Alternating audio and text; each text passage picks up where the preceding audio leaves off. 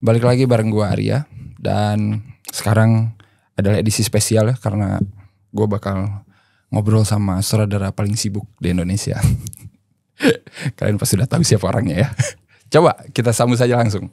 Halo Mas Anggi. Saking sibuknya speechless.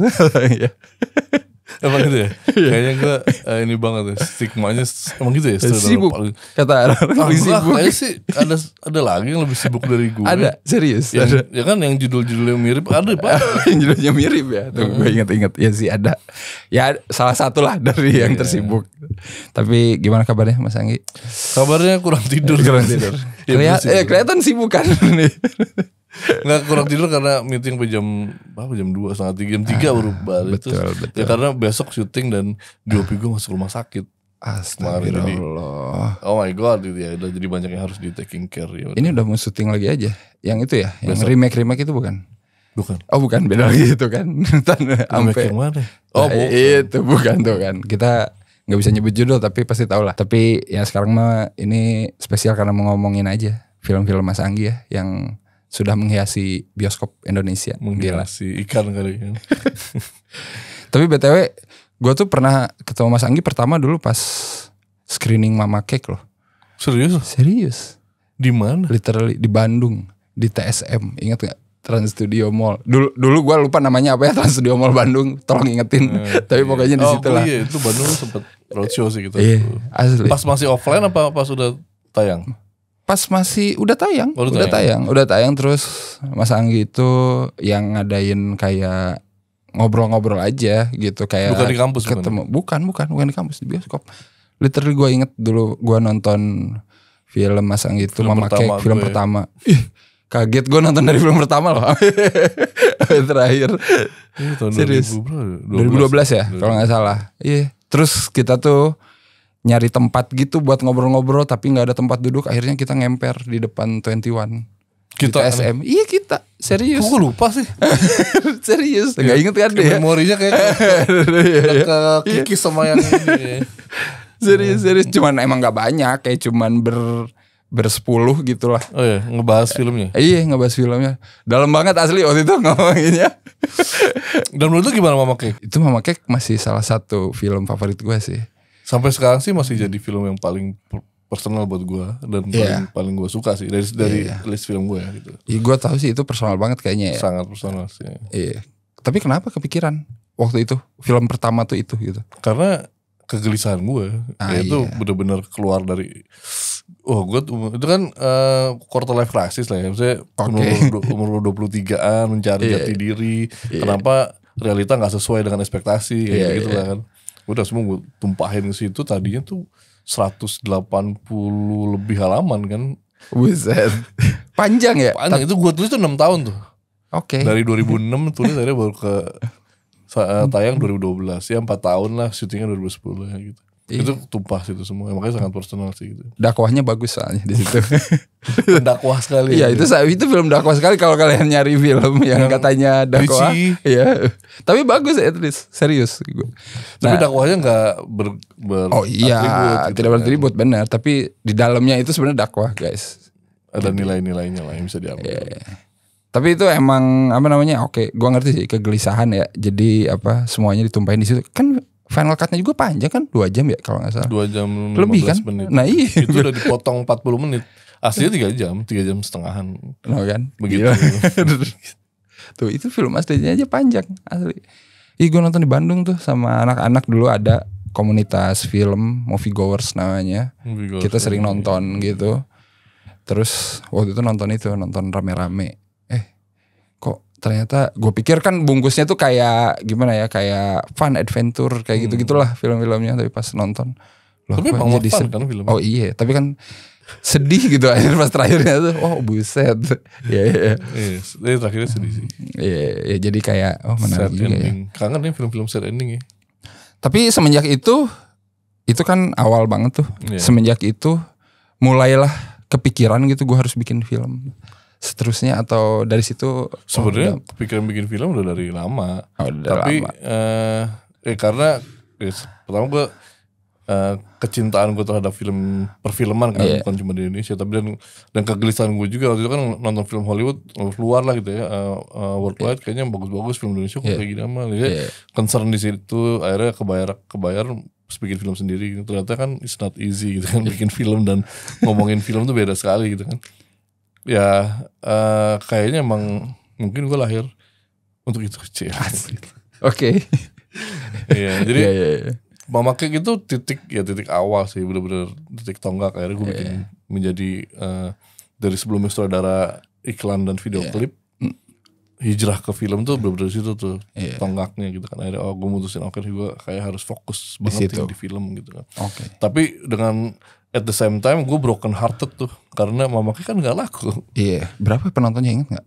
100 ribuan paling. Ya gak nyampe mungkin, gak flop lah gitu kan, flop parah gitu kan. Sedangkan syutingnya 33 hari apa gitu. Ya kan, yang sangat personal, diedit selama 2 tahun, syuting 2010, tayang 2012 gitu. Maksudnya sangat deep buat gue, dan toto gak laku. Nah itu apa ya, membawa gue semuanya lah, gue campur aduk lah. Akhirnya gue yang harus memikirkan, industri itu begini. Nah mulai mengenal industri itu kan dari situ. Oke. Akhirnya sampai ke titik ini gitu kan. Terus kalau gak salah ya, abis itu tuh kita ketemu lagi di Comic 8 yang pertama. Gue lupa lagi. Maaf, tanpa disadari kita tuh selalu ada ketemu crossing banget gitu. Di Bandung juga sama. Waktu itu kan emang 2000. Anak Bandung banget. Iya Bandung. 2015 ya? 2014 gue lupa komik. 14 yang pertama. Iya, yang pertama. Iya. Dari situlah kita mulai dikenalin sama film yang action, komedi, terus pemainnya komika, heist kayak gitu kan.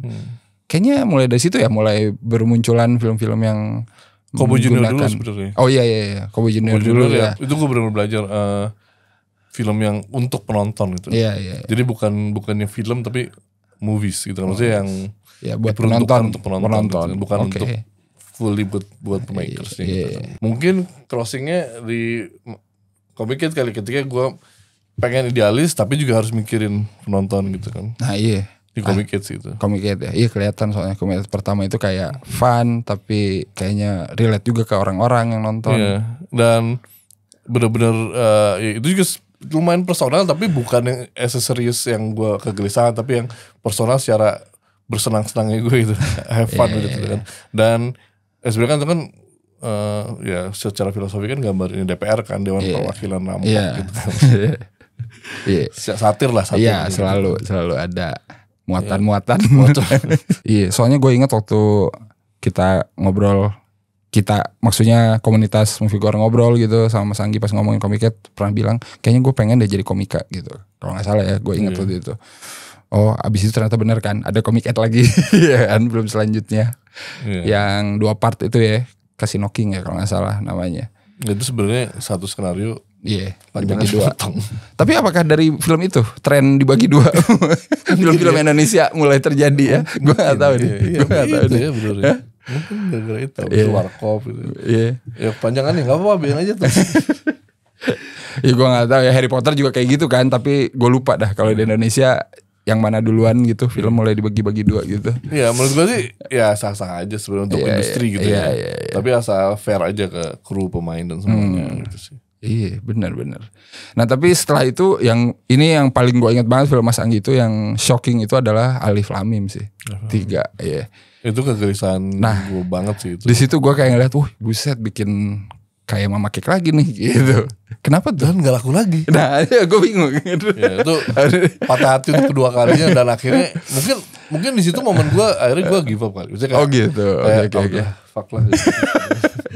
Maksudnya emang nggak meant to be aja gitu. Mungkin kayak gitu kan. Jadi atau belum meant to be, nggak tahu. Seperti itu ya adalah makanya langsung bener-bener 180 derajat. Habis itu gue langsung bikin Warkop kan. Iya. Just ya bukan untuk makersnya gitu kan, untuk penonton lah gitu kan. Iya, tapi Alif Lamim itu benar-benar datang di saat yang tepat ya waktu itu. Secara ini ya isu. Ya emang iya sih, maksudnya itu kan kegelisahan gue masuk umur 30 kan mulai ngeliat situasi ya semuanya lah ya, politik, sosial, agama kan, 3 pilar itu kan. Ya Alif, Lam dan Mim itu kan, gitu. Terus ya itu ya sampai akhirnya ke bawah mimpi, terus gue mimpi gue mimpi tuh bener-bener yang film itu gitu. Jadi pas gue bangun tuh Alif Lam Mim ada namanya Alif Lam dan Mim gitu kan. Gue tulis tapi itu sketch aja berapa 2 halaman gitu. Terus gue telepon si yang lain kan anak kan, padahal mau bikin teaser dulu, kita bikin teaser syuting sendiri 1 hari itu habis berapa ya, sekitar hampir 100 jutaan lah. Udah habis itu mana akhirnya ditarik sama produser gitu. Jadi pitching dulu, bikin dulu lah ya teasernya. Dan menyenangkannya adalah nggak terlalu banyak campur tangan. Nah itu dan ya jajaran produser pada saat itu mempercayakan dan tidak membaca skenario secara serius langsung aja nggak pernah dibahas itu, makanya itu punya freedom di situ gitu. Nah itu menyenangkan sekali gitu. Gokil banget ya itu ya gitu ya. Langka banget itu asli. Nggak ada campur tangan gitu sama sekali. Ini adegannya harus begini nggak ada. Bahkan pada saat terjadi kaget semuanya. Kok ini sensitif sekali ya gitu kan. Kok begini, akhirnya at some point beberapa orang mencabut namanya dari gitu. Karena takut. Jadi yaudah nggak apa sih, kita aja yang jadi produser gitu kan. Gitu. Jadi yang ya adalah ada perbedaan pandangan lah terhadap film itu. Akhirnya ya terjadi pencekalan tapi gua nggak tahu sejauh mana. Yang jelas promo kita sama sekali nggak bisa kemana-mana gitu. Berapa penontonnya Mas? Ingat gak? Sama kayak Mama Kek kayaknya sekitar gitu. Serius? Gue gak inget tuh dulu ya. 100 ribuan mungkin ya.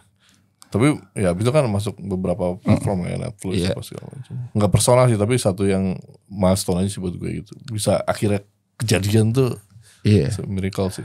Iya sih, kaget gue sih itu nonton Alif Lam Mim. Buset, berani ya. Tapi ya secara film juga ya oke. Ya mungkin karena udah dimimpiin kali ya. Sampai ke bawah mimpi, filmmaker udah ini judulnya Alif Lam Mim.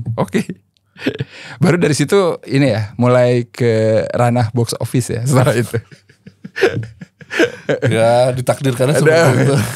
Iya, Warkop itu kalau nggak salah yang pertama ya, film Indonesia pertama ya, yang 6 juta ya. 6 juta. Iya kalau nggak salah. 8 juta. Breaking the records-nya Habibie Ainun ya. Iya kalau nggak salah. Pokoknya lebih deh, 6,8 juta tuh Warkop kayaknya.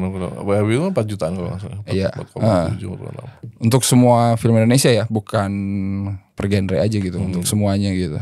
Jadi the highest waktu itu kan ya. Selama berapa tahun ya? Iya, selama berapa tahun sampai ketemu apa gitu ya? Ketemu pandemi. Ketemu KKN ya. Ketemu KKN. Iya. Lama banget. Lama sih. Rekor berapa tahun tuh? 2016 ya? 2016. Sampai 2022. 22 atau 23 sih? 22 ya? KKN itu 2000 lupa gue 2022 kayaknya. Iya. Awal-awal pas lebaran kan ya? Iya, 2022.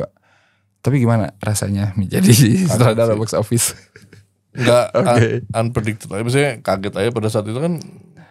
Ya gue itu maksudnya setelah bikin Alif Lam Mim terus ekspektasi dipatahkan lagi gitu kan. Broken hearted lagi.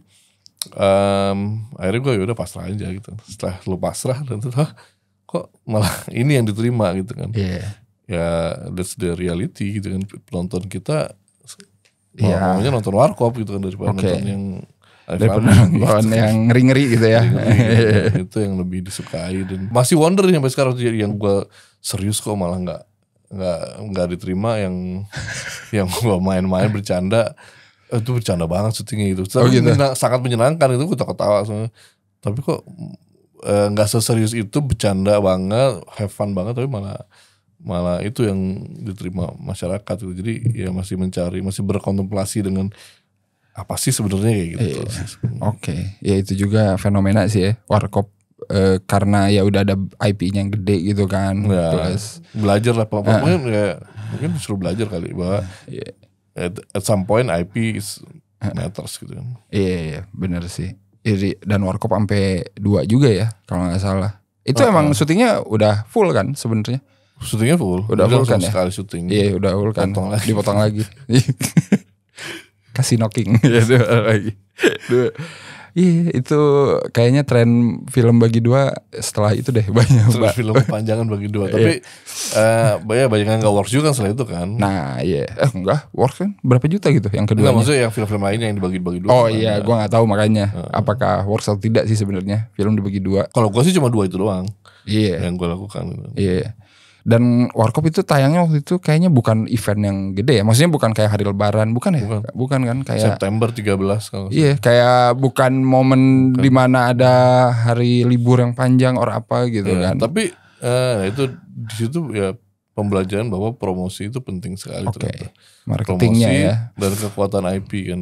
Nah, itu menjadi pembelajaran. Jadi emang dari syuting kita bikin intriguing, siapa sih yang memenangkan Warkop kan. Kepalanya kan dibuat suruh tutupin tuh kan. Di semua media sosial kan gak pernah ketahuan siapa yang main. Jadi building the hype, building the interest and engagement gitu ke penonton penting banget sih ternyata gitu. Iya. Dan pas ketahuan 3 karakternya diperanin sama yang kita udah familiar juga kan makin ini kali ya. Sampai breakout lu kan masih zaman pet ya. Iya. Apa yang gak bisa dibuka gitu kan. Silakan yang tahu pet. Oh iya ya, sampai ini ya. Sampai gak bisa dibuka breakout. Viral ya pokoknya. Sampai yang repost tuh kan bisa repost gitu kan. Sampai berapa ratus gitu kan. Instagram mungkin juga belum terlalu ramai kan waktu itu kan. Belum, iya. Kayaknya masih yang pet Facebook kayak gitulah ya. Dan ya setelah itu ini gue nggak tahu ya, pertama kali Mas Anggi masuk ke ranah horor itu seingat gue pas Susana sih ya. Benar gak sih? Iya, tapi di situ ada 2 nama ya, itu gue sampai detik ini masih menyimpulkan jadi siapa yang ngerjain yang mana gitu. Seingat gue udah ngerjain sekitar 75%. Karena kan itu kontrak itu 25 hari kan gitu. Jadi pada saat itu udah syuting 30 hari gitu kan. Jadi kita dan kru udah over gitu. Terus ya mungkin komunikasi dengan produser juga nggak terjalin dengan baik. Terus akhirnya dan Luna harus promo film lain apa segala macam, schedule nggak ketemu. Terus gue juga udah mungkin dari gue udah fed up, maksudnya gue cabut ke luar negeri dan akhirnya gue menenangkan diri gitu kan. Saya film horor pertama yang stressful banget pada saat pengerjaannya dan kaget sih gue, shock dengan sore ketemu subuh tiap hari tuh gila, stamina tuh nggak kuat gitu. Itu baru di film itu tuh kayak gitu. Baru itu kan horor baru itu kan. Iya, nggak maksud gue dengan waktu syuting kayak gitu. Balik gitu ya. Iya, balik gitu. Iya, dan syuting tuh gue 3 kali UGD itu dokter terus gitu kan. Dan maksudnya gimana kru-kru yang lain gitu ya. Ya udah tolak angin terus dan batuk kan batuk gue parah gitu sampai minum obat segala macam. Terus batuk kan ngantuk banget ya. Iya. Chaos lah pokoknya, chaos banget syutingnya. Tapi kita sempat jalan sampai 30 hari. Terus gue nggak siapa aja yang gue syuting. Ada beberapa yang masuk ke ini di retake ini, di syuting sekitar 25% atau 30% itu kayak baru penambahan, gue nggak tahu. Oh gitu. Terus endingnya sih gue nggak. Jadi waktu itu kalau nggak salah sampai rumahnya dibakar tuh masih gue itu. Ya. Habis itu yang mungkin third act-nya tuh penjelasannya belum sempat ke syuting tuh pada saat itu. Nah itu yang diterusin sama sutradara selanjutnya ya. Iya. Menarik ya. Soalnya Susana Bernafas Dalam Kubur menurut gue salah satu film horor yang ya bisa ngembaliin vibe Susana jadul ya. Maksudnya bercandanya ada dikit gitu ya. Dan emang konsep dari awal makanya waktu itu agak kebalik jadinya. Harusnya kan kita waktu itu rencana kan Yanis Bene kan. Awalnya Bene. Iya. Sama gue. Terus harusnya komedi horor. Iya, kan. Benar. Soalnya kelihatan bercandanya banget ya. Along the way kebalik jadi horor komedi gitu kan. Iya, horor sadis. Horor gore komedi. Horor gore komedi. Ya makanya itu udah ada perubahan visi ya. Ya udah makanya emang di dalam penulisnya kan juga ada siapa kalau nggak salah. Iya, ada satu lagi ya. Ada siapa gitu. Tapi Bene emang udah nulis skripnya kan full. Kita 2 tahun persiapan dari berapa sampai lama banget lah itu, sampai pemain berkali-kali ganti, itu coba prostetiknya berkali-kali juga gitu. Iya. Panjang lah perjalanan itu. Tapi ya banyak pelajaran diambil dan ya hubungan gue sih masih oke aja, baiklah dengan Pak Sunil dan lainnya. Tapi emang kita berbeda visi dalam film dan etos kerja gitu aja. Ya, jadi nggak usah heran lah ya kalau ada yang nama 2 director kayak gitu ya biasanya. Iya pasti kayak gitu banyak. Kayak Bryan Singer yang ngerjain Bohemian juga kayak gitu. Iya benar. Tapi gue nggak kebayang kalau itu beneran jadi komedi horor, kayaknya mungkin bisa jadi yang pertama komedi horor yang works gitu. Dulu gue suka banget film Pimak kan, itu jadi referensi kita pada saat itu. Iya benar-benar. Dan ada love story-nya, tapi komedi tuh asli bikin ngakak gitu ya. Nah horornya ya genrenya aja horor itu. Tapi gue pikir tuh sangat menyenangkan gitu kan. Tapi ya berubah haluan aja gitu pada saat itu. Oke. Iya, ya mungkin kemauan produser kali ya. Iya. Pastilah kan produser dan di atas produser ada eksekutif produser yang executive decision ada selalu di mereka kan. Kita director for hire. Tapi menarik nih ngomongin director for hire. Setelah itu Mas Anggi banyak bikin film horor juga ya setelah Susana gitu. Itu kenapa tuh? Apa karena emang cuan film horor atau ya udah job gua? Ingat gak statementnya Mama Kick? Waktu gue bilang gue gak coba ingetin lagi. Yang openingnya, yang 7 menit uncut itu kan tuh 44 take. Iya. Gue tahu itu uncut. Uncut itu terus yang dia ngomong, itu emang salah satu statement gue juga bahwa gue gak suka film horor gitu, karena bikin orang jadi takut sama setan daripada takut Tuhan itu kan. Iya benar. Sebenarnya itu dia maksudnya gini. As an entertainment ya gue menikmati film horor dengan thrill atau segala macam, tapi at some point gue nggak pernah mengerti maksudnya kenapa orang takut setan gitu. Karena gue hidup sehari-hari ya ada setan yang biasa aja gitu. Ada pocong nih gue rekam aja di sini gitu kan. Maksudnya gue berusaha mengerti kenapa orang takut. Nah itu yang kadang gue masa sih gitu kan terus ya gitu. Jadi sebenarnya agak kurang relate ke guanya gitu. Agak kurang relate ke personal gua gitu kan. Film horor tuh begini. Oke. Tapi karena mungkin horor versi gue beda gitu kan. Jadi banyak abis itu ya gue director for hire untuk banyak film horor. Gitu kan. Tapi puas gak sih sebenarnya dengan horor-horor yang udah dikerjakan gitu? Ya, betulnya film-film horornya Mas Anggi direview sama Cinecrip pada banyak saat semua. Pada saat itu udah titik kepuasan tuh udah bukan menjadi prioritas. Karena lu di hire secara profesional untuk mengerjakan ini gitu kan, dan executive decision ada di tangan executive producer kayak gitu kan. Maksudnya itu dia, makanya Alejandro Inarritu kan selalu bilang kan, maksudnya making movie is easy gitu kan, making good movie is a war, making great movie is a miracle gitu kan.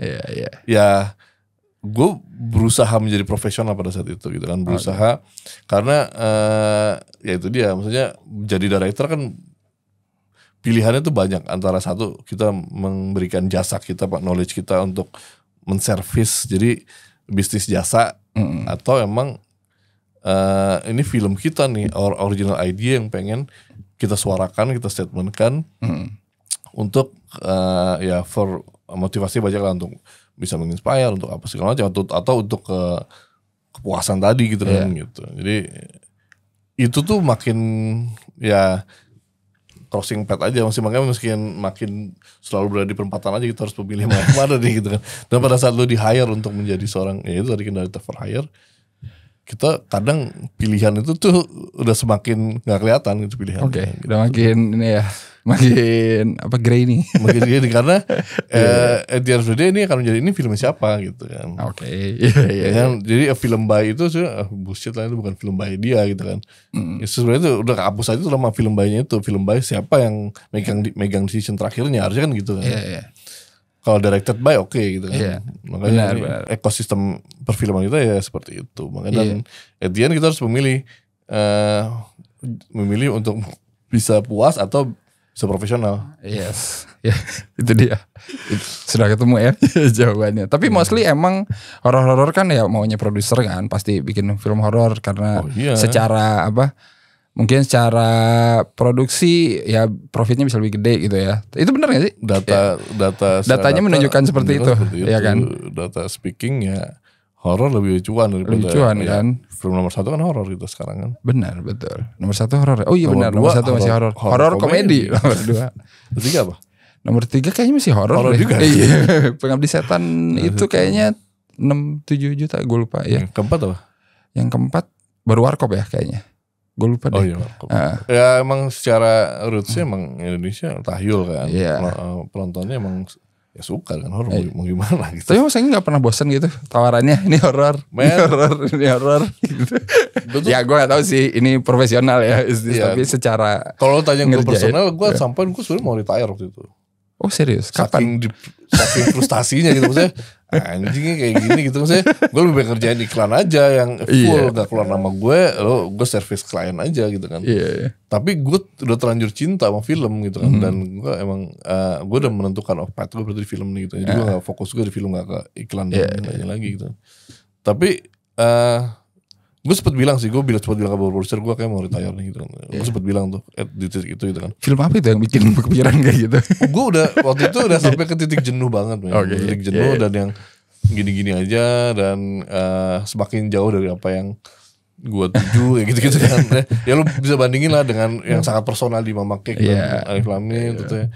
Kayak gitu. Dan reality speaking kan kita sandwich generation yang punya tekanan dari atas bawah, kanan kiri dan semuanya gitu kan. Dan gue juga punya company yang harus gue run, bertanggung jawab terhadap banyak orang juga, gitu-gitu kan. Terus yang kalau gue mau selfish ya gue berhenti aja, lu cabut aja. Gue akan mungkin gue menenangkan diri di mana, gue jadi apalah gitu.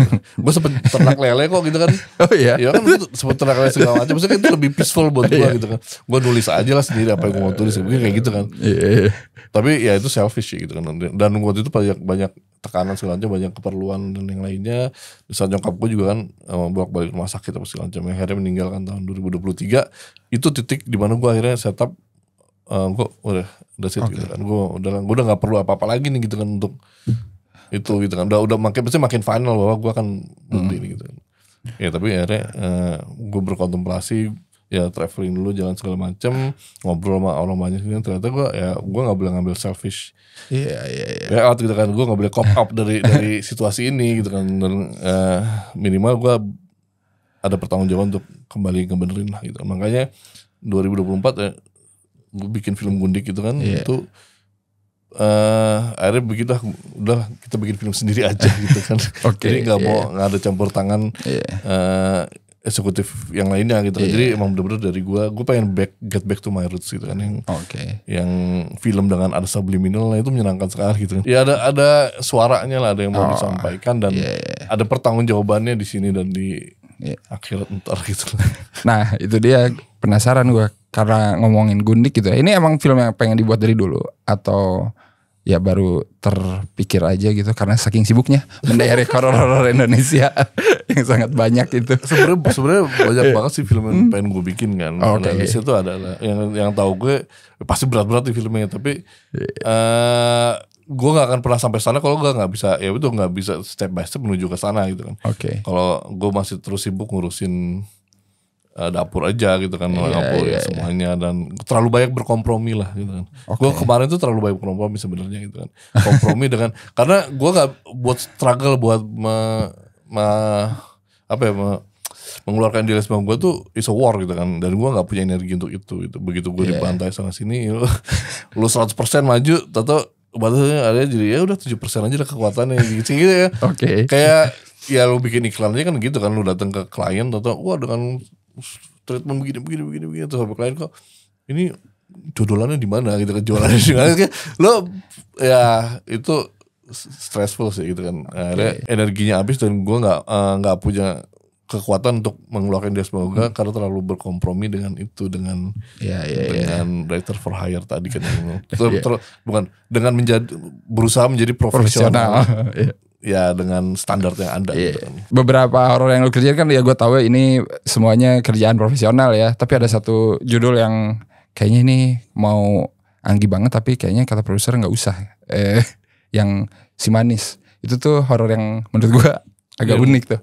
Yang Si Manis yang pertama ya. Jadi sekarang gue paham kenapa Mas Anggi bilang gue gak suka sama setan gitu ya. Nah kan filmnya dibegituin kan. Jadi kayak Rambo. Nah itu gimana? Itu cocok berarti ya sebenarnya. Itu ketemu di tengah sih. Nah ya ketemu di tengah ya. Me halfway gitu kan. Nah ya itu dia. Ya gue mesti ngasih sentuhan dari apa yang jadi bukan apa yang gue suka lah gitu. Apa yang jadi kan gue ya ciri khas gue atau apa lah, maksudnya ya sentuhan gue lah gitu, signature gue. Which is gue cari film itu apa ya gitu. Akhirnya gue dengan ya itu tadi kan bahwa ya yang paling menyeramkan sebenarnya manusia dibandingin itu gitu kan, dibandingin setan gitu kan. Poinnya sih sebenarnya itu gitu kan. Ya, plot twist dia jadi apa namanya? Jadi agen rahasia super soldier. pasukan khusus apa segala macam. Itu ya mungkin karena ada beberapa scene yang dibuang, jadi maksudnya harusnya ada. Iya, harusnya ada lagi ya. Emang ada, kita syuting kok. Nah, nggak masuk berarti ya. Ya durasi dan segala macam lah ya. Terus sebenarnya kita ngerti kok, maksudnya struktur film tuh nge-build plot apa sih, kita ngerti gitu kan. Maksudnya plantingnya seperti apa, payoff seperti apa, prosesnya, journey-nya seperti apa, itu kan kita ngerti gitu. Tapi pada saat final decision itu ya it's a war aja gitu, karena kita menang, kadang kita kalah gitu kan. Terus ya udahlah, just the reality aja. Tapi itu kerasa sih, kelihatan ini kayaknya emang pengen kamu dibikin setan-setanan ya sebenarnya. Buat setan-setanan pengennya ya dikasih lihat gitu manusia yang lebih setan. Iya, awalnya sih. Terus ya itu lumayan statement gue, tapi akhirnya ya nggak tahu terampaskan atau enggak gitu. Ya tapi setelah itu kan setan-setanan ya, lebih generik aja gitu biasa. Iya, ternyata masyarakat Indonesia banyak yang ya ternyata lebih menyukai itu setan daripada manusia gitu. Jadi emang ya marketnya ya begitu gitu, gimana maksudnya. Ya udah, that's the reality. Tapi itu kan market dulu ya. Kalau Mas Anggi lihat sekarang gimana nih? Nah, kalau ngelihat sekarang. Makanya dengan bermunculnya film-film yang beda lah, di luar juga kayak gitu kan. Banyak film yang A24 yang keren-keren dan nge-break the wall lah, yang break the habit gitu kan. Nah, ini jadi harapan gue sebenarnya nih. Wah, bisa nih. I think it's time nih. Udah waktunya kita mulai bikin yang emang mau kita bikin nih gitu kan. Gitu. Jadi gue melihat ada harapan itu. Gue gak tahu apakah ke depannya akan seperti apa. Tapi kalau ngeliat di Hollywood juga kan sekarang lagi krisis juga ya. Maksudnya studio-studio gak bisa lagi udah dengan formula lama mereka. Benar, bikin horor juga yang gak yang big spectacle semua kan. Sekarang yang bagus-bagus yang indie-indie, yang minimalis. Yang berhasil malah kayak gitu-gitu. Karena penonton kayaknya jenuh juga sama hal itu. Penonton kurang jenuh apa sama horor-horor yang ada sekarang ya. Iya, apalagi sekarang ngomongnya template ya. Template ya.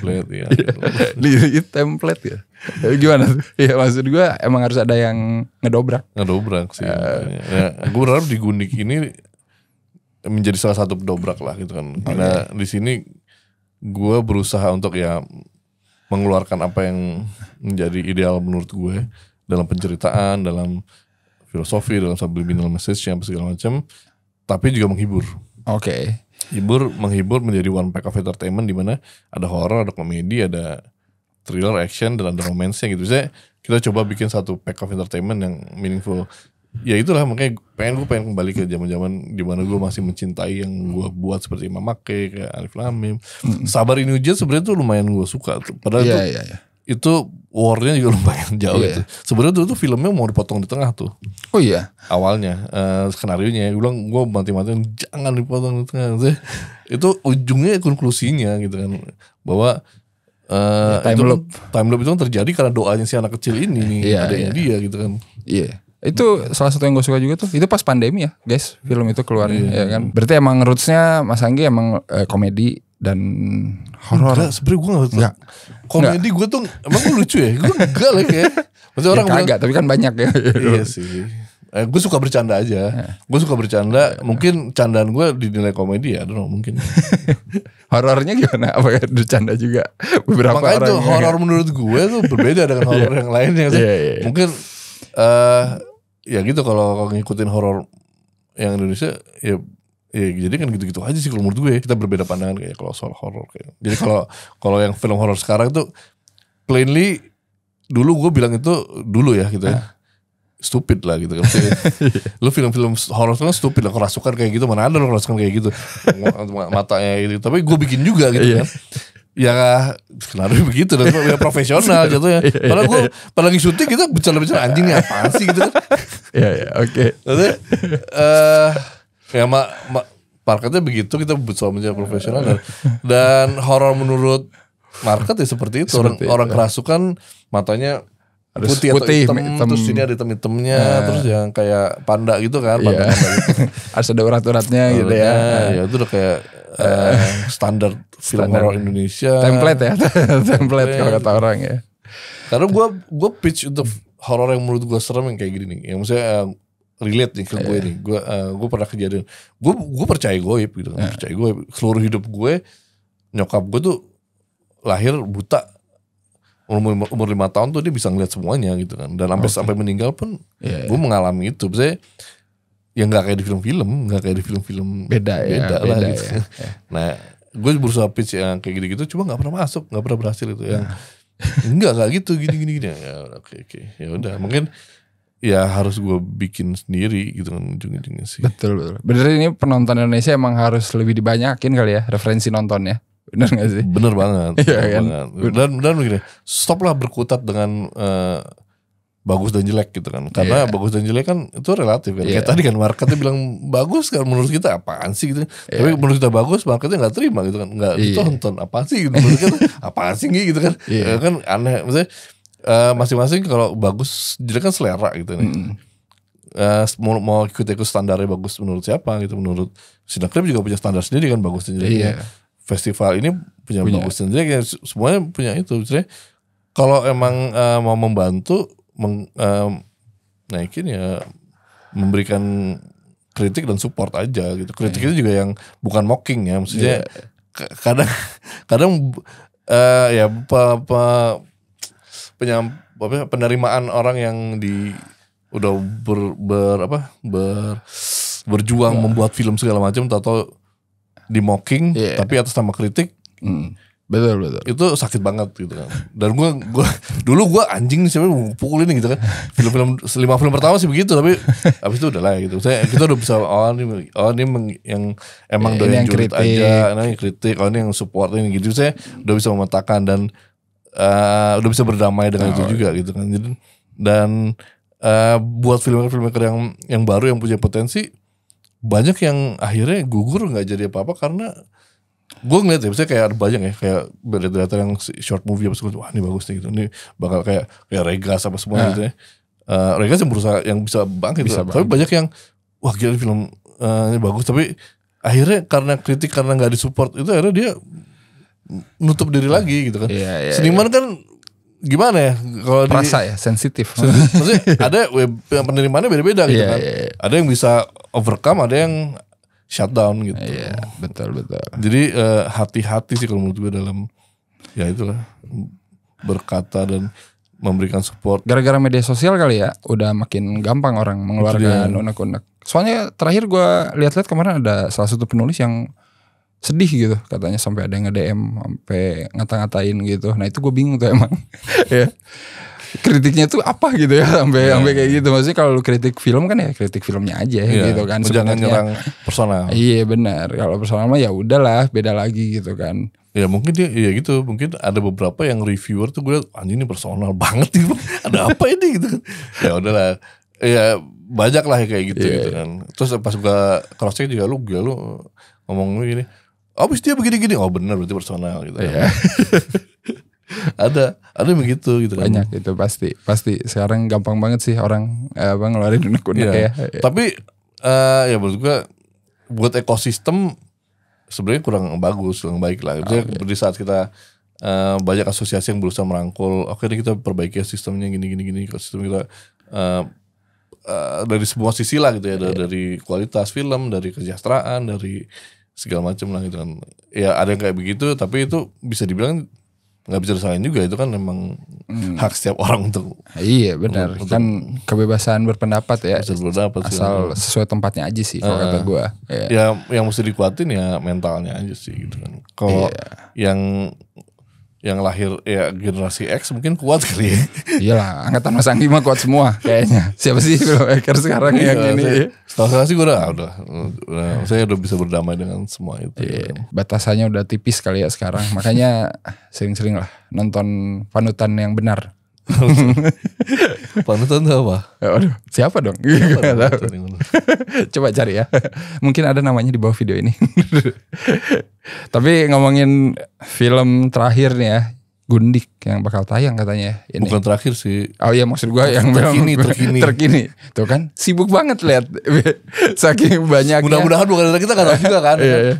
Enggak, tapi gue penasaran nih, netizen tuh selalu nanya, gue selalu baca nih di kolom komen, Mas Anggi gimana sih caranya bikin film setahun bisa banyak gitu. Coba kasih tahu gue rahasianya. Apa tolak angin terus kayak tadi?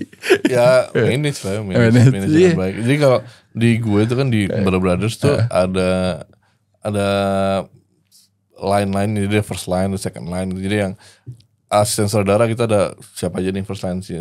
Kalau yang ini nggak bisa atau ini lagi mengerjakan ini, kita masuk ke yang sini. Jadi di saat gue udah preps nih, gue udah menyiapkan untuk yang nextnya lagi ditulis nih gitu kan. Oke.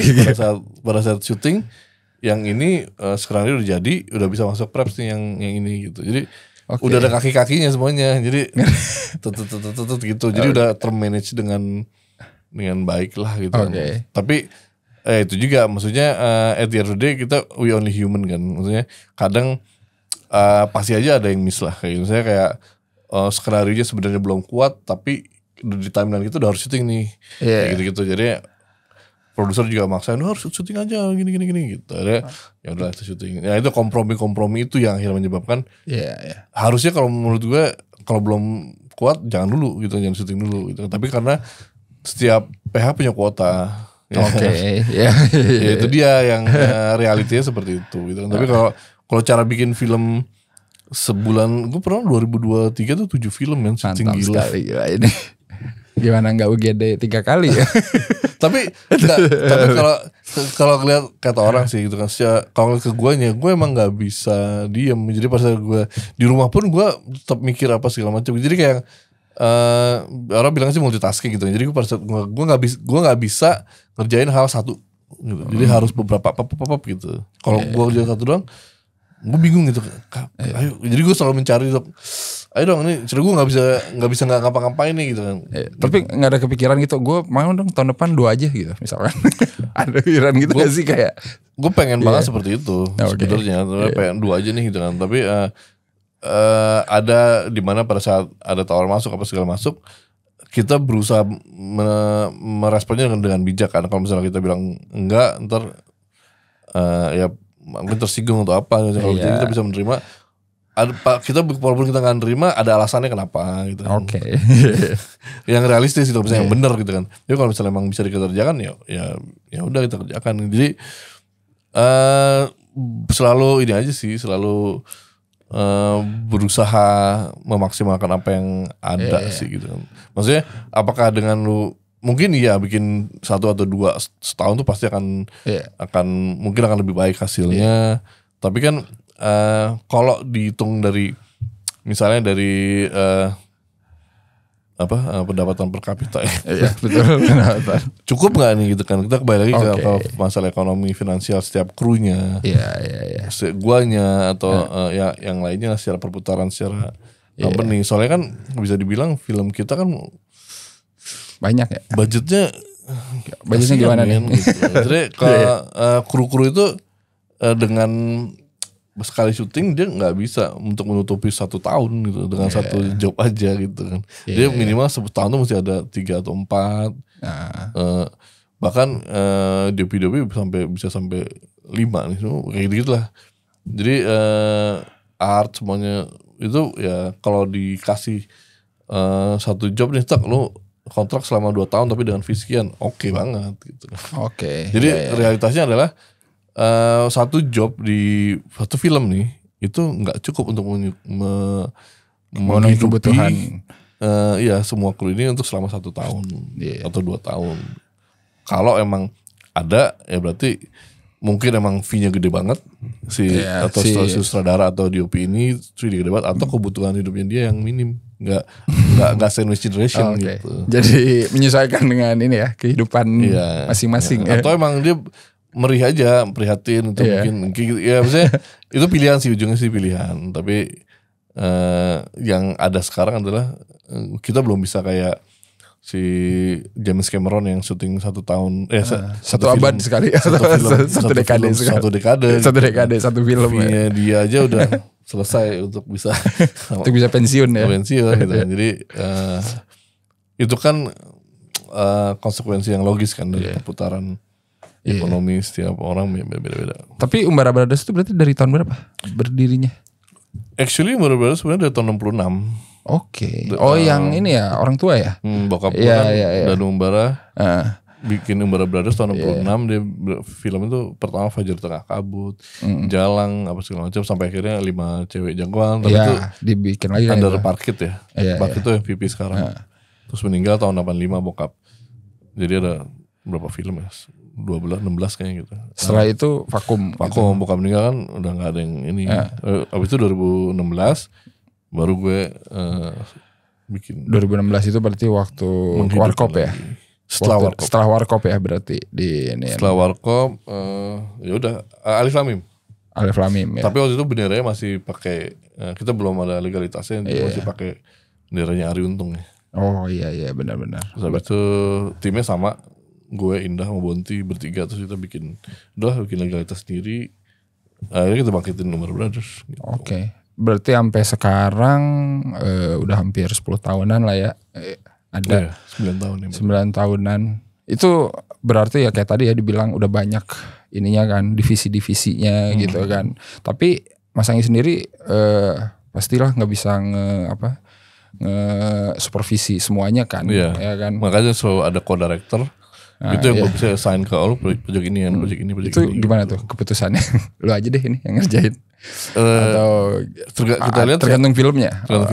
Yang cocok siapa dan dia mau apa enggak, terus ada visinya nggak mau dibawa kemana kayak gitu. Jadi sebenarnya harusnya kita direct bareng tuh. Co-director kan kalau di luar kan, misalnya gue mau Bonti, Anggi dan Bonti gitu kan. Cuma masalahnya pertama si produser maunya namanya gue doang. Oke. Buat marketing dia. Terus yang kedua nggak semua orang mau tampil. Oke. Gitu. Terus yang kayak Bonti tuh abang gue dia orangnya aneh banget sebenarnya, freak banget. Iya. Tapi waktu kita memakai ngobrol itu sama Bonti loh, berdua. Mas Anggi sama Bonti. Serius? Biasanya dia gak pernah mau sih dulu ikut-ikutan. Dia serius, tuh dia orang itu introvert banget. Maksudnya yang gak mau keramaian, dia pusing, dia pasti pulang gitu. dia sepatu aja gak punya gitu. Oh sih? Nyeker maksudnya. Kalau Gala Premier pakai sandal jepit cuy. Wow. Akhirnya lu pakai sepatu di mobil gak ada, gue kasih sepatu gitu. Dia biasanya enggak, gue masih gini aja. Gitu sedih. Dulu tuh zaman muda gue sama dia nyeker kemana-mana.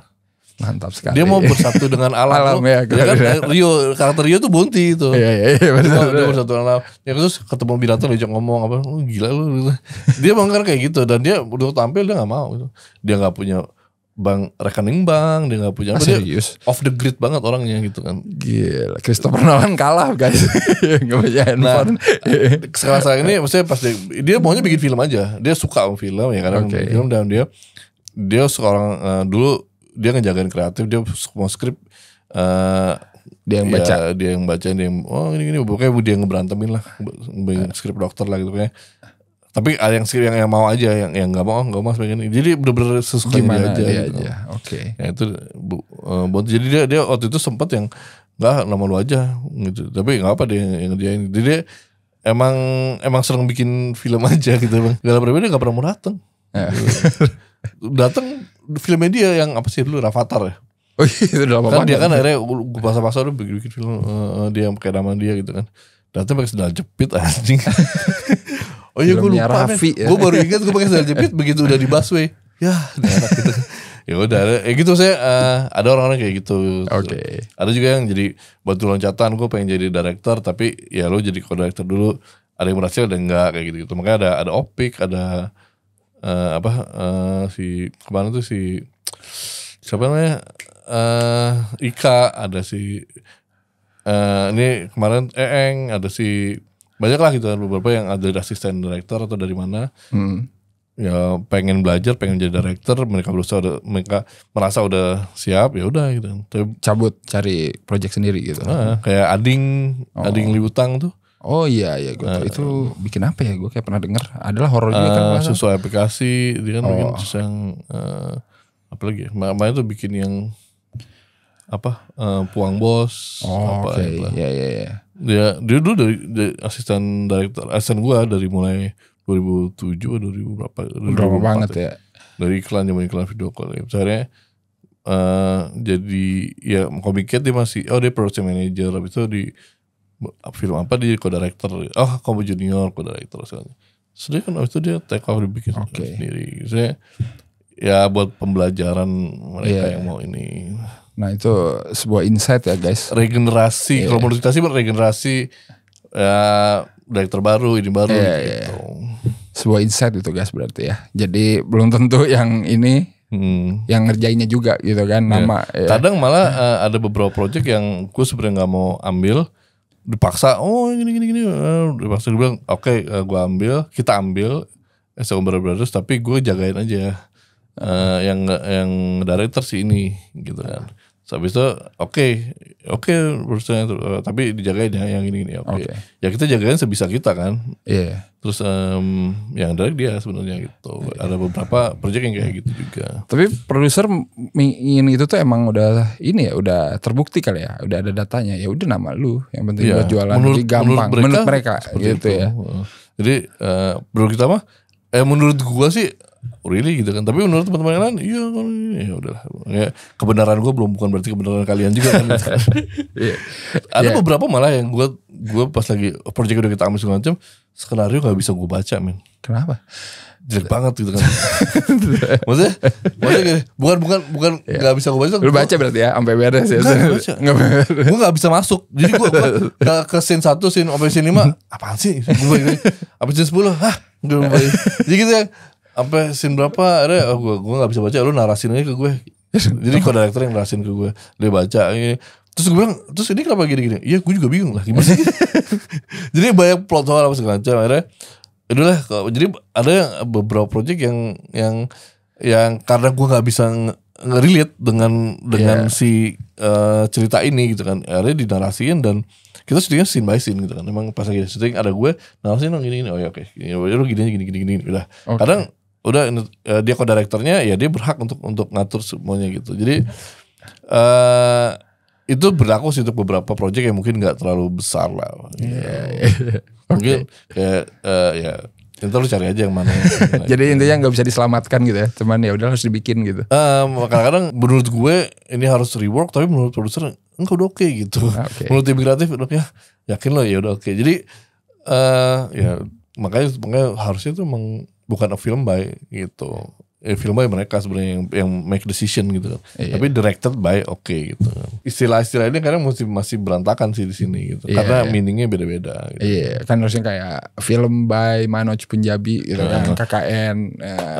Mungkin harusnya seperti itu, tapi karena kulturnya nggak seperti itu, di luar juga nggak ada yang membuat itu ya jadi seperti ini. Padahal sebenarnya kalau dibilang a production by, sebenarnya yang melakukan produksi biasanya yang PH yang borongannya. Tim PH-nya kan. Karena dia yang melakukan produksi gitu. Bukan yang ini cuma ngasih duit, invest aja duit. Terus itu yang nge-develop kadang PH-nya juga gitu. Jadi wah ini berantakan. Tapi emang ya seperti itu gitu. Bahkan kalau di luar bahkan eksekutif produser itu cuma eksekutif aja di jajaran staff gitu kan. Produser ya the highest yang make decision produser gitu. Tapi ada beberapa PH yang eksekutifnya justru yang make decision gitu. Produsernya cuma menjalankan aja, yang mengenerate aja gitu kan. Ya gitu. Jadi setiap PH punya job desk yang berbeda-beda. Nah, kita para director sebenarnya ya berada di mana di awang-awang gitu kan, nggak tahu ini mau ikut siapa sebenarnya gitu. Jadi akhirnya pada ujung-ujungnya ya sutradara di Indonesia harus menjadi produser untuk dirinya sendiri gitu. That's the ideal. Kalau if you wanna be ideal, that's the ideal gitu. Makanya gue kalau lihat produce by, directed by sama orangnya, berarti ini film dia banget harusnya ya. Bener nggak sih?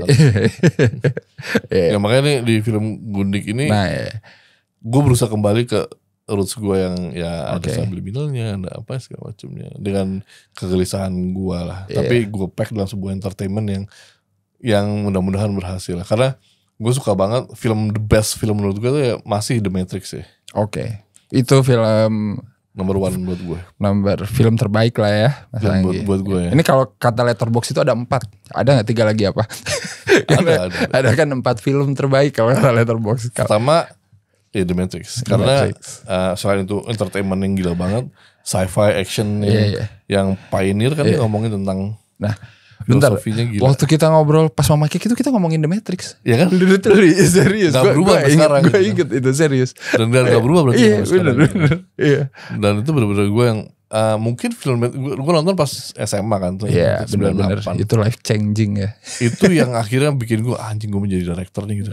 Gue mau jadi director nih, gue harus. Itu yang jadi yang gue tukang ngayal apa segala macam yang pengen yang gue sampaikan di masa SMA SMP gue udah nulis segala macam. Itu terjawabkan di film itu kayak anjing ini nih kayak gue harus begini nih gitu. Nah itu film The Matrix sih sampai sekarang yang inspire gue. Bukan sosoknya ya. Kalau sosoknya sih sekarang udah aneh-aneh tuh ya si Andy and Lana, Wachowski. Tapi gue makanya gini, pada saat lu ngeliat film berbeda dengan sosoknya, seharusnya bisa dibedain sih ya. Sosoknya itu nggak berarti lu suka sosoknya bukan berarti lu suka filmnya, lu suka filmnya berarti lu suka sosoknya gitu kan. Nah film The Matrix menurut gue the best karena selain pack of entertainment dia punya meaningnya yang mau disampaikan walaupun gak sesuai dengan gue, walaupun isinya tuh berbeda dengan apa yang gue setujui gitu, tapi cara dia bikin komposisinya tuh menjadi harmoni, satu kesatuan film yang fantastis, laku dan punya say, punya statement, punya filosofi, punya subliminal tuh Matrix. Belum ada film, gue belum nemu lagi film yang sebagus itu gitu, secara the whole ya. Yes.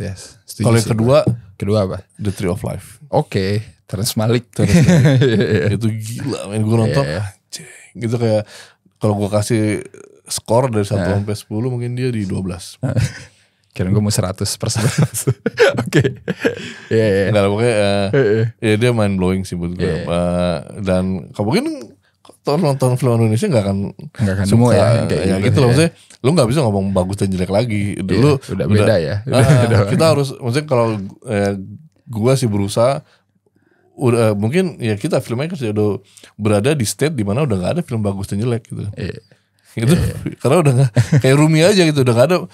Kita udah state dimana gak ada benar dan salah gitu kan. Gitu saya yang menurut gue si Terence Malick udah transcend itu gitu di film si Tree of Life sih. Iya sih. Itu gue inget gue nontonnya midnight di bioskop. Terus lu gimana? Sampai kecak gue buset. Ini ada zaman dinosaurus. Tapi lu suka gak? Nah itu dia, gue suka tapi berusaha memahami gitu loh. Jadi kayak gue ngerti sih dia pengen menyampaikan hidup itu dari nol sampai Tree of Life gitu. Tapi maksudnya gue cuma apresiasi dia bisa menggambarkan itu aja sih. Maksudnya di medium film craftingnya kan. Iya craftingnya dia bisa menggambarin itu aja gitu.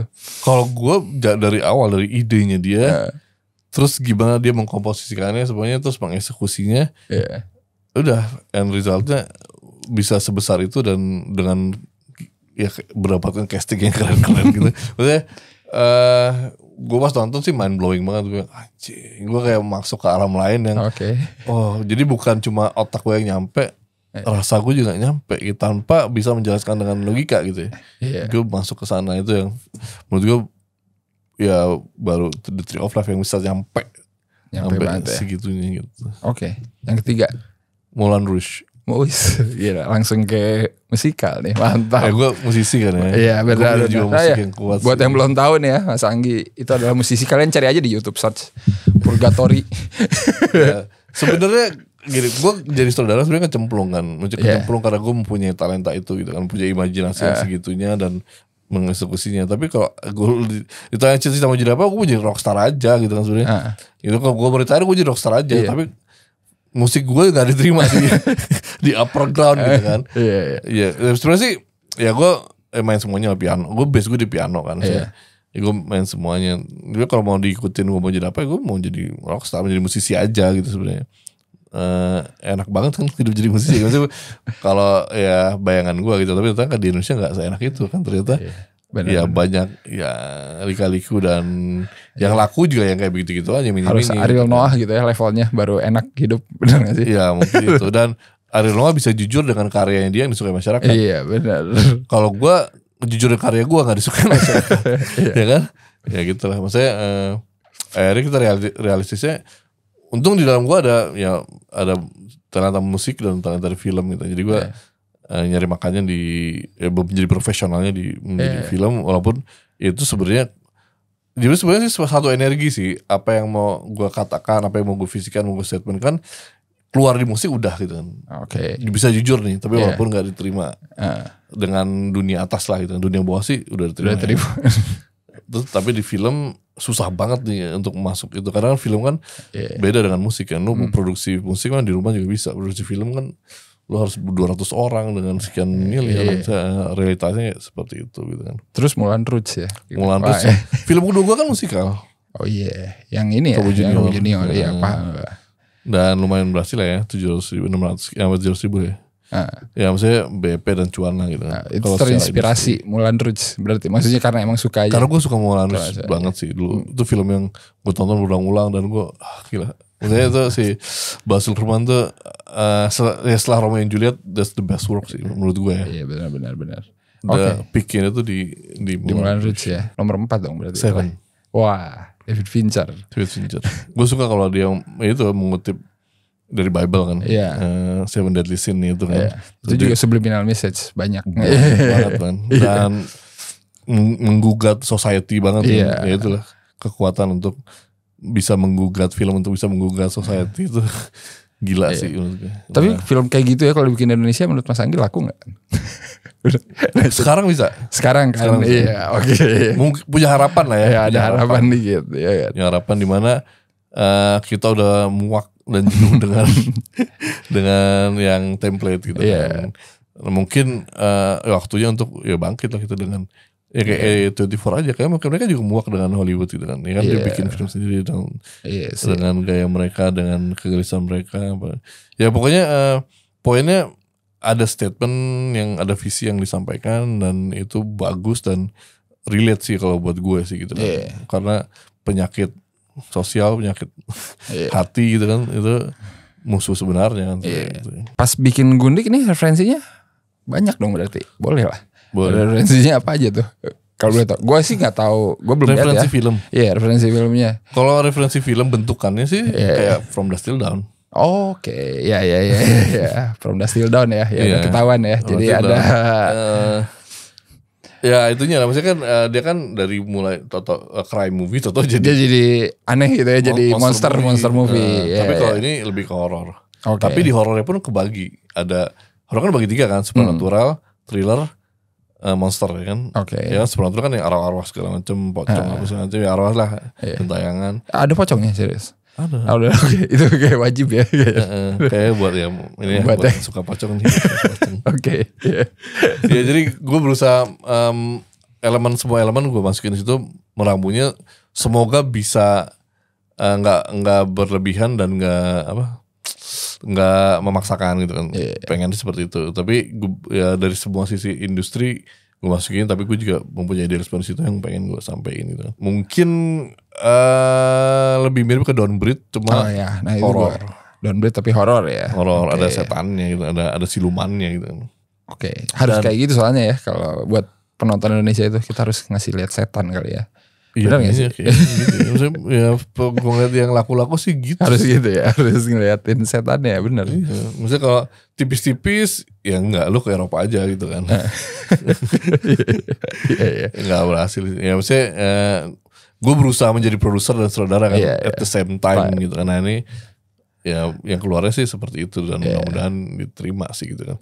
Kalau secara film gue tuh suka banget sama heist movie sebenarnya. Heist movie, makanya ada Comic 8 ya. Comic 8 tuh waktu lagi diajakin sama produsernya kan, lagi bikin film komedi ya, gue nggak suka komedi, gue nggak ngerti komedi. Tapi kan lu lucu gini-gini, oh masa sih gitu kan. Ya udah, gue mau komedi tapi gue mau action gitu kan, komedi action karena belum ada gitu di action. Di luar tuh formula yang jitu kan. Lethal Weapon, Rush Hour, Bad Boys, itu selalu action dan komedi itu kombinasi yang maut gitu kan. Terus habis itu mau apa nih sekarang gini. Actionnya mau apa nih sekarang. Terus itu sebenarnya ide Comic Cat itu dari almarhum kakak gue tuh dulu. Jadi ada Kapten Bunga yang punya anak-anak cepu-cepu intel-intelnya dia lah gitu kan. Nah, ya itulah kayak gitu. Namanya sama gue pakai tuh Kapten Bunga, si Nirina Zubir itu kan segala macamnya. Jadi makanya pas lagi di ending tuh dedicated buat dia filmnya. Ini film lo yang belum sempat lo bikin nih gitu kan. Tapi dengan interpretasi gue nih gitu kan. itu terus jadinya heist jadinya ya mau bikin perampokan bank dengan perampokan bank, terus akhirnya jadi kita bikin heist movie aja lah gitu. Jadi ya udah makanya gue mau komedi sebenarnya karena ada actionnya gitu. Iya. Action udah Gino itu heist gitu. Dan yang ini juga ada heistnya. Yang heist merencanakan perampokan terus heist kan apa cenderung ada korelasi dengan komedi kan. Iya. Ya kan maksudnya yang kayak menarik sih lucu-lucu heist ya selalu lucu itu yang menyenangkan kayak Ocean Eleven, tipis-tipis kan dia ada tetap menyenangkannya lah, funnya gitu. Iya. Nah, kalau yang heist terlalu serius jangan sampai depresif juga sih gitu kan. Ya pengennya tetap ada funnya lah. Orang nonton entertainment pack-nya ada gitu sih. Iya. Dan kalau nggak salah kan ini Luna Maya ya yang main sama Luna Maya. Gue belum lihat sih trailernya sengaja karena gue gak pernah melihat trailer ya. Belum lihat trailer. Jarang ya. Kita mau lihat sekarang. Oh jangan dong. Dan namanya jadi penunggu rumahnya ya berarti ya. Jadi gundiknya. Dari gundiknya ya. Jadi ceritanya 4 orang mau ngerampok rumah gundik. Oke. Gundiknya katanya wah banyak emas di sana ya, pejabat datang ngasih bawa emas segala macam. Nah pejabatnya ini paling suka gundiknya ini paling suka sama emas dan minyak. Oke. Jadi yang diminum tuh emasnya dimakan sama dia, minyaknya kasih darah, diminum sama dia. Mantap, siluman ya. Filosofinya apa tuh? Minyak. Siapa yang paling suka emas sama emas dan minyak? Oke. Ngeri. Ya gitu deh. Kalau dilihat di film-film tuh tembok-temboknya ada tulisan gold. Oke. Tulisan glory. Oke. Gold glory. Ya. Yang lain lah gitu lah. Banyak ini ya, banyak pesan-pesan sponsor yang aneh. Kegelisahan gue misalnya ya kalau gue bukan tentara ya gue kan bisa, ya gue nggak bisa berperang melawan yang gue perangi yang harus diperangi tapi ya gue seniman ya gue bisa bikin ya lewat lagu dan film. Tapi waktu bikin Gundik ini ya gue ngerti sekarang ini Mas Anggi produce, nulis, direct sendiri gitu. Berarti kan udah tahu nih ya, ini yang gue mau banget gitu. Berarti ini cut gue gitu, director's cut gue gitu. Jadi nggak akan mungkin nggak ada cut kesekian. Jadi pas lagi ngedit tetap udah bungkus dah. Jadi kita cuma 2-3 kali preview, udah bungkus. Jadi gue udah happy ya udah gitu. Kalau gini jadi kacau gitu. Saya udah gitu aja skenario, udah cari yang bestnya mana, udah diedit aja. Jadi gak usah ya ini kelamaan nih dragging apa segala macam, udah as it is aja gitu yang ditulis. Saya berusaha jujur aja sih, berusaha jujur dengan apa yang menurut kita ideal gitu. Jadi jangan terlalu di overthinking juga nih baiknya gimana segala macam, dirasain aja, ditonton. Oh ini menyenangkan ya udah gitu. Mungkin kalau misalnya sama orang yang nggak suka terlalu draggy, mungkin akan merasa ini depannya kepanjangan draggy gitu kan. Tapi nggak apa-apa, gue butuh build up gitu kan.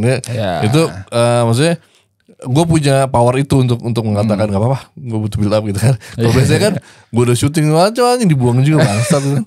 Biasanya kan gitu kan. Anjing ini jadi skip nih prosesnya, ini nggak ada, John ini nggak ada gitu kan. Ya itu ya sekarang di sini ada semua. Berarti ya secara pengerjaan Mas Anggi puas lah ya, karena ini kembali lagi ngerjain film dengan semangat independen ya, dengan semangat independen yang gue berangkat dengan yuk kita bikin film sendiri, kita udah cipin aja pakai duit sendiri, pakai duit siapa aja yang ada, pemain suruh. Nah itu gimana tuh pemain? Suruh cipin aja gitu kan.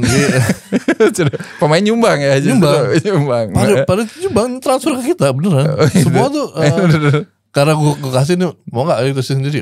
Gue segini aja, ada yang 5%, ada yang budget sekian. Jadi emang dari semangat independen sampai akhirnya jadi itu di atas ekspektasi gue sih. Anjing kok jadi kayak gini, ini kayak film gede gitu kan yang ya maksudnya kita berangkat dengan semangat ini jadi film studio nih gitu kan. Nah itu akhirnya kayak siap nih buat ya udah menjadi produser beneran mungkin ya gitu ya. Tapi walaupun di situ gue nggak di trailer gue nggak tulis produce by Anggi Umbara, karena gue masih buka kemungkinan apa emangnya produser kayak gitu kan. Or emangnya director. Jadi di sini gue mau produce tapi gue belum mau mengklaim atau mengestabliskan di trailer ya terutama kalau di film sih ada. Jadi masih membuka kemungkinan bahwa apakah mungkin gue cuma director aja atau mungkin gue punya makom yang lebih dari director jadi produser juga kayak gitu. Jadi masih membuka kemungkinan itu. Tapi filmnya kita garap bareng-bareng. Agus Kuncoro, Chip In, Luna Maya, Chip In, Maxim, bahkan Rukman Rosadi itu kan. Jadi kita mengerjakannya sih bareng-bareng lah. Jadi kalaupun ada terhadap keuntungan ya buat kita bersama juga.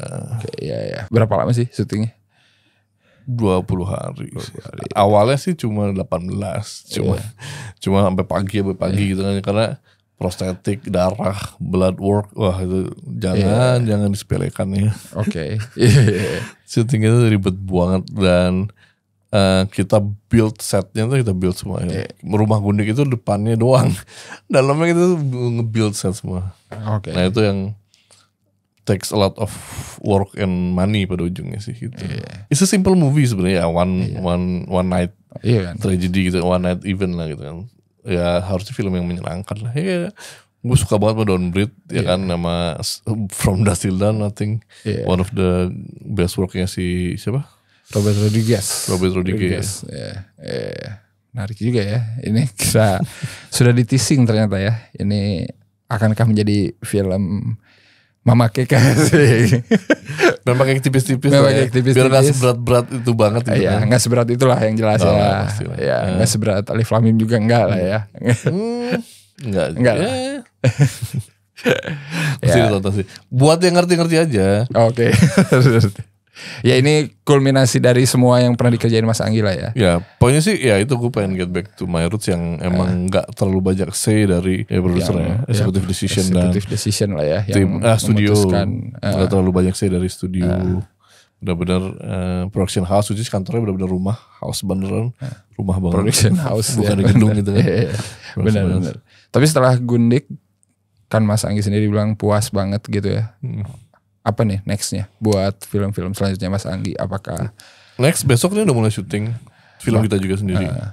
Jadi udah mulai makin yakin untuk memproduksi kita banyak udah film ada 4 produksi slate sendiri. ke depan, udah 4 film ke depan, udah ada slate-nya, udah funding juga, skenario lagi digarap, yang paling dekat besok syuting, besok nih jam 5 pagi paling. Gue gak tahu ya ini tayangnya kapan videonya, tapi besok ya. Besok. Rencananya teasernya itu akan kita keluarin di film Gundik. Ditempel langsung ya. Jadi kita belum bisa share judul aslinya. Judul palsunya aja gak apa-apa. Judul palsunya Big Blue Sky. Big Blue Sky. Big Blue Sky. Judul aslinya nanti we'll see. Sesuatu yang menyenangkan, sangat menyenangkan dan bikin deg-degan. Itu produksi Umbara Brothers juga ya. Dan itu bukan horor. Itu Itu drama banget, drama thriller lah. Drama thriller ya. Menarik sekali, sangat jarang soalnya. Diperankan oleh Chico Jericho, Jessica Bravani. Ini bentar lagi kebuka nih judulnya. Muzaki Ramadan. Muzaki udah gede ya. Udah, Rizky Hanggono, Doni Damara, Matias Mucus, siapa lagi? Risti Tagor. Banyak sih, banyak banget. Itu tahun ini juga atau nanti? Pengen sih tahun ini, tergantung besok masih tanggal kapan. Tapi kita teaser udah kita keluarin di tanggal 22 Mei nanti. Nanti waktu pas tayang Gundik ya? Pengen ya. Setelah Gundik kayaknya Umbara Brothers mau mulai ini ya? Ya, setelah berkontemplasi. Daripada gue retired, mendingan gue take it to the top aja, take it to the maximum I can be lah gitu. Back to my roots, back to the jembatan yang lurus, jalan yang lurus lah, Siratal Mustaqim. Di filmnya. Ini kok jadi film Itu teaser film. Itu Mas Anggi juga?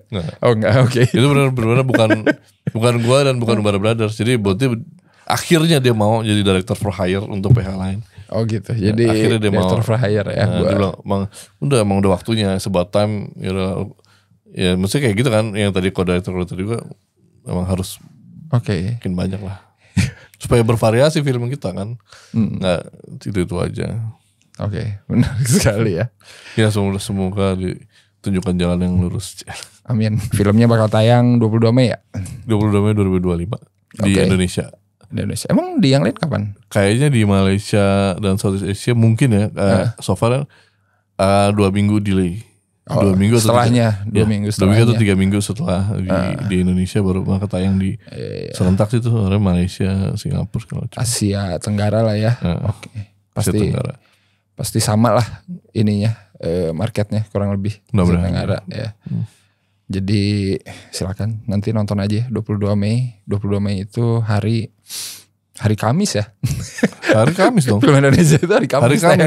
Cuma minggu depannya film tayangnya Indonesia tayangnya hari Rabu. Jadi kita cuma dapat 6 hari.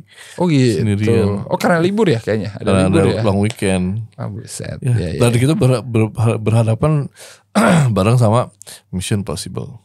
Oh Mission Impossible ya? Aduh gue baru ingat lagi. Iya. Enggak di minggu yang sama? Bukan? Di minggu setelah. Di hari yang sama. Oh di hari yang sama. Di hari Jumat ya?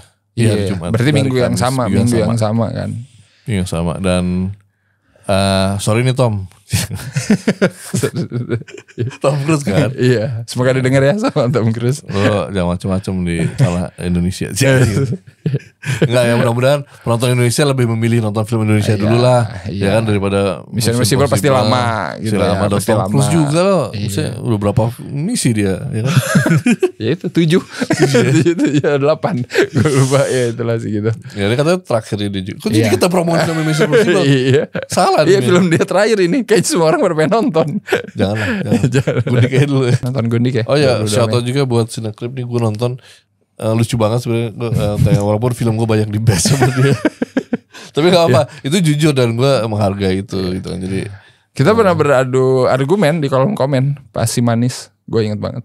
Iya. Ada serius, coba kalau kalian nonton Cinecrip yang review si Manis, lihat. Ada tuh. Iya karena betul bener kebelah ya. Iya. Yang suka kebelah ada atau yang enggak banget itu kan. Iya. Jadi kayak iya. Rame tuh di situ. Nah, itu tuh sebenarnya terinspirasi, bukan terinspirasi sih. Maksudnya gue pengen mendekatkan itu kayak gue suka banget film I Spit on Your Grave. Oke, iya. Oh iya sih. Tapi susah dikasih gituan mah orang Indonesia. Iya, tapi enggak, maksudnya dia bukan pasukan khusus juga, tapi dia bisa menjerat para pelaku itu. Anjing keren banget. Nah, iya, benar.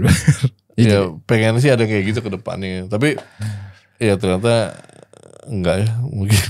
Ya emang belum kali ya. Ternyata emang pengennya setan beneran ya. Iya, kita mau kan sukanya setan beneran. Pocong is emas. Walaupun setan yang beneran menurut film bukan setan yang beneran sebenarnya. Oh iya. Ya kan? Karena setan yang beneran mana ada yang bunuh orang iya benar. Kerasukan juga cuma digini doang sama Pak Haji.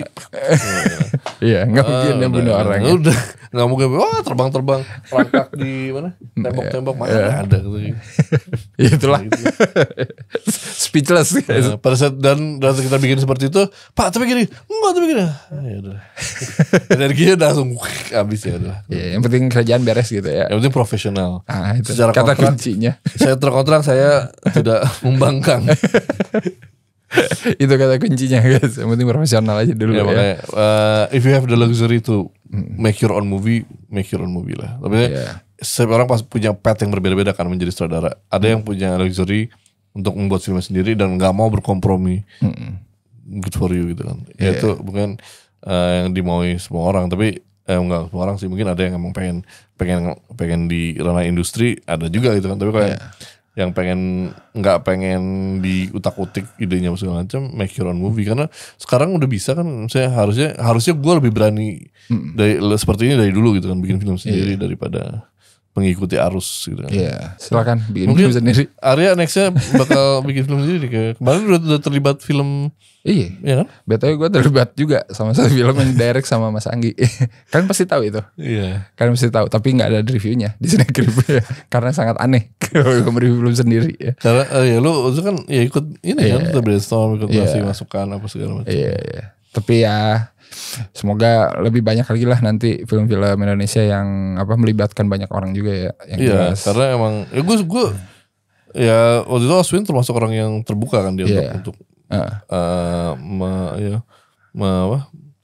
membuka pintu untuk untuk orang-orang yang suka film atau apa gitu. Jadi ya gue harap sih produser di Indonesia juga kayak gitulah, mulai terbuka. Udah banyak soalnya sekarang yang care. Makanya gue juga waktu lagi dibikin ini kan film ya officially film pertama yang kita ini sendiri. Gue langsung hubungin lo kan, maksudnya ya kehadiran teman-teman komunitas film semuanya penting sih menurut gue buat support sistem perfilman kita ke depannya sih gitu kan. Ya, selain investor-investor yang harusnya bikin lebih banyak layar daripada film ya. Daripada filmnya. Iya, harusnya bikinnya bioskop dulu lebih banyak ya. Tapi filmnya udah lebih banyak dari bioskopnya. Makanya, jadi sebulan sekarang seminggu bisa 5 film. Wow sekali. Dahsyat loh itu. Seminggu 4 siapa yang nonton semuanya ya? Kecuali Cinecrip kali yang nonton semuanya kan gak ada kerjaan. Tapi gue nonton semua loh. Nonton? Serius? Setiap Kamis gue nonton walaupun cuma 5 menit 10 menit gitu. Tapi gue nonton tapi 5 menit depan ya. Iya karena sehari gue bisa kok recap kemarin pas balik dari mana gitu kan. Gue sehari tuh nonton bioskop doang 4 film di Plaza Cibubur tuh kan biasanya kan. Atau di ini nonton 4 film cuma maraton langsung. Maraton. Tapi ada yang sampai selesai ada yang enggak. Pas gue liat ini gini udah ketebak lah ya. Gini udah next ya. Gue gak mau ngejelasin ngomong apa tapi buat ini aja reference gue ya kayak gini nih peta film Indonesia sekarang updating aja sih gitu. Terakhir deh Mas Anggi film Indonesia yang nempel yang berbekas dalam beberapa tahun terakhir apa? Yang bagus. Iyalah. Yang jelek juga gak apa-apa kalau jangan lah kita gak mau nge-bashing film Indonesia lah. Tapi yang nempel gitu yang oke nih gitu. Baru gue lihat atau jarang nih ada gitu. Apa? Ada gak? Anjir susah banget. Salah satunya film Indonesia yang gue suka, yang maksudnya menurut gue bagus gitu ya, G30 PKI. Anjir, kan langsung karena kelam. Karena film itu mampu menipu 270 juta orang. Kan sukanya begini-begini emang. Dengan sukses selama puluhan tahun. Iya. Enggak usah. Dan itu bagus banget bikinnya men. Gue nonton, gue ngeri banget setiap tahun tuh nonton sampai bawa mimpi. Musiknya keren banget, itu Sadri kan, terus Arifin Sendor emang talented banget, saudara yang keren menurut gue. Itu pasti nempel sih itu mah ke 270 juta warga Indonesia yang lain juga. Dari masa kecil sampai terakhir pun gue nonton di YouTube itu kan, bikinnya seru banget gitu kan, dan emang craftingnya oke pada zaman itu ya gitu ya. Film propaganda memang oke ya. Di luar propagandanya di luar propagandanya Oke sih. Kalau film yang modern lah, yang terakhir lah bebas. Dulu tuh gue suka banget sama penulisannya sih, suka banget sampai gue bilang ini film bagus. Tapi ya crafting penggambaran-gambarnya mungkin bisa lebih baik ya gitu ya. Pemainnya sih oke sih. Itu Raya Cahaya di atas Cahaya tuh. Raya. Iya gue inget. Itu udah lama banget ya kayaknya.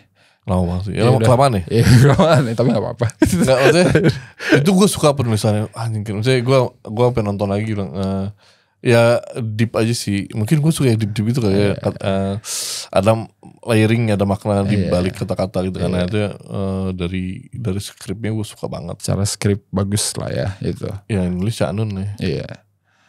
Iya benar. Berarti emang sukanya yang deep banget. Ya itu yang menurut gue oke banget. Ya kalau pembuatannya sih mungkin bisa lebih baik, tapi itu mungkin itu yang idealisme dari saudaranya seperti itu gitu. Tapi bukan gaya gue pastinya gitu kan. Karena ya ketika saudara lo tanyain gaya sebuah gaya atau crafting pasti yang dia suka gitu kan. Kalau itu bukan sesuatu yang gue gaya gue suka sih. Mungkin kalau yang lebih whole, yang lebih modern, Siksa Kubur gitu sebagai pengisi suaranya. Siksa Kubur, masa gue nge-review film orang gitu? Enggak, ya maksudnya kan yang nempel aja, yang seru. Enggak terlalu nempel sih. Maksudnya ya asik aja sih, cuma enggak. Gue lebih suka Joko bikin Pengabdi Setan Pertama. Hantu-hantuan lah ya. Enggak, stagingnya, thrillingnya, building up-nya tuh bagus banget tuh. Cuma ya ada beberapa yang menurut gue kurang sesuai sama gue aja sih gitu kan. Cuma itu pas gue bilang ke Joko kan, Jok 3 juta merem nih Jok. Gue bilang gitu kan pas di reading book tuh, reading reading room.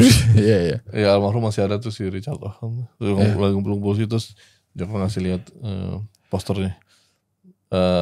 Terus habis itu gue pas nonton gue bilang Di Premiere kalau salah. Dia bilang dia 3 juta dapat aja. Lebih lah ya. Lebih kan 5 juta. 4 juta ya. 4 lebih. Iya. Terus Joko dong sering bercandain gue kan. Gimana sih bikin film laku gitu kan. Dia kan belum ada yang laku tuh filmnya. Iya, itu kan yang laku. Terus gue bilang, Jok, lo masuk Islam makanya. Bercanda. Terus ada video tuh. Video mana ya? Bilang, ikutin gue. Asyhadu alla gitu. Terus gue videoin. Asyhadu alla ilaha illallah.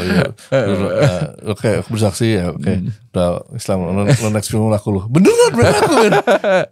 Gue bilang, wah ini gara-gara dia masuk Islam kan. Alhamdulillah. Habis itu laku terus film ini. Terus ya laku nonstop. Jok, apa gue bilang lo? Login langsung ya. Iya. Oke. Ya. Tapi kalau yang The Hole ya, The Hole banget, mungkin masih The Raid ya. Oke. The Raid yang pertama ya. The Raid pertama ya. Iya sih, itu kayaknya. Walaupun ya, maksudnya ada craftingannya yang terlalu set lah, terlalu papan, itu teknis yang inilah. Tapi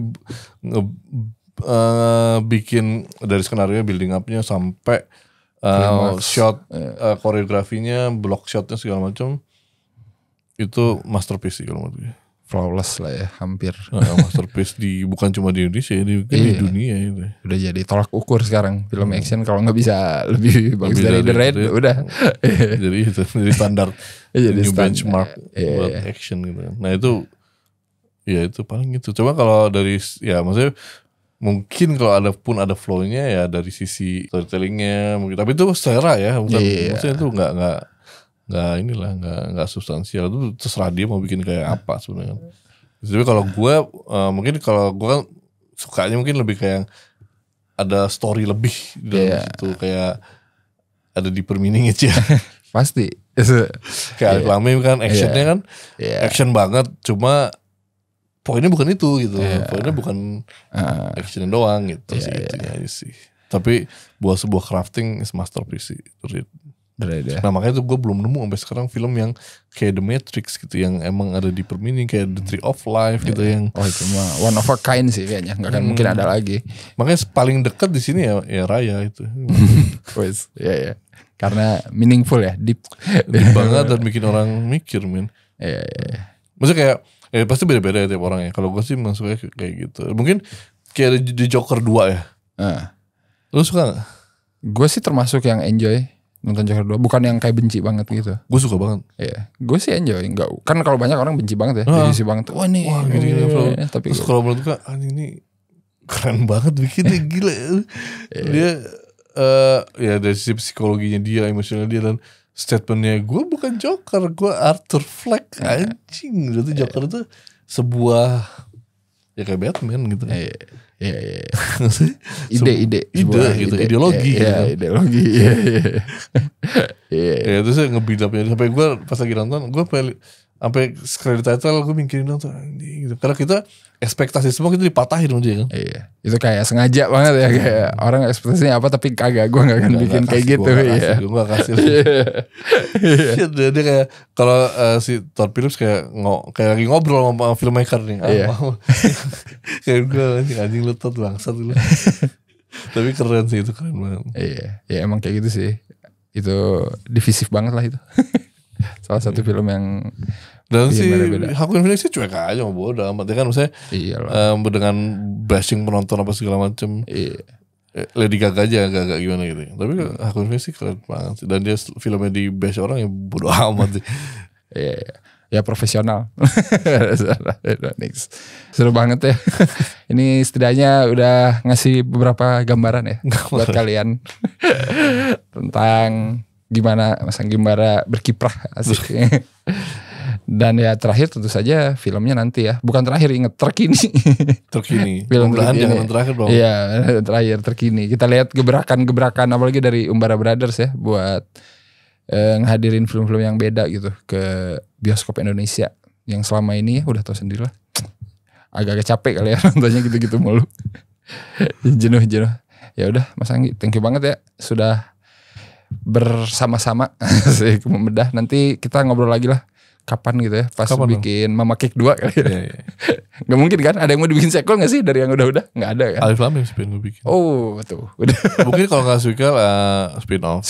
Tapi masih jadi dari salah satu karakter. Masih satu universe lah ya. Satu universe. Orang-orangnya masih ada kan itu masih semua. ada dari 10 tahun kemudian kan. Iya. Nah itu menarik juga tuh ini sequelnya.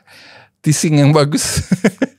Udah sempat kewacanakan cuma susah mendapatkan support karena pertama kan vlog. Iya. Yes, ya nggak apa-apa lah. Kita cari duit dulu yang banyak habis itu baru bikin. Nah itu cari duit dulu yang banyak, cari proyek yang banyak ya. Oke, kalau gitu, thank you banget buat yang udah nonton episode spesial ini. Sampai ketemu lagi di podcast lainnya kali ya. Kalau ada waktu dan ada orangnya. Oke, bye bye.